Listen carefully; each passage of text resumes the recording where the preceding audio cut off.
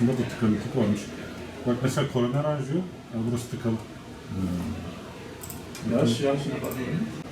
Bak mesela 82 yaşında. Şurada stenti var. Görüyorsun bak, iskelet gibi.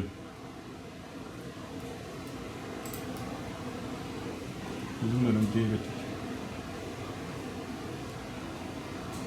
Şimdi şöyle, soğuk havanın kalp krizini tetiklediği çok eskilerden bilinen bir gerçektir. Soğuk havalar özellikle koroner vazospazm dediğimiz kalp damarlarının büzüşmesiyle birlikte kalp krizi riskini artırmakta. Kalp damarlarında mevcut olan bir plak soğuk havanın etkisiyle daha da büzüşerek kalp damarını tamamen tıkayabilmekte.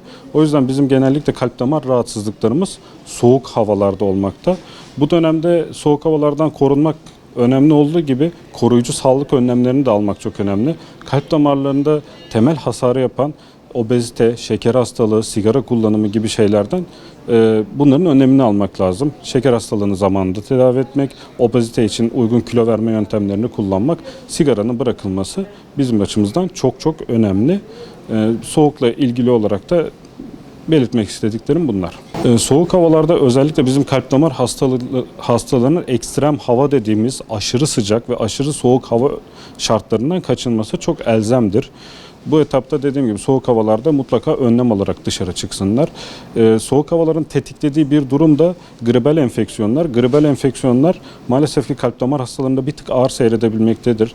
Zamanında aşının olunması, dediğim gibi soğuğa karşı koruyucu önlemler alınması sayesinde hastalarımız daha sağlıklı bir şekilde yaşamlarını sürdürebilmektedir.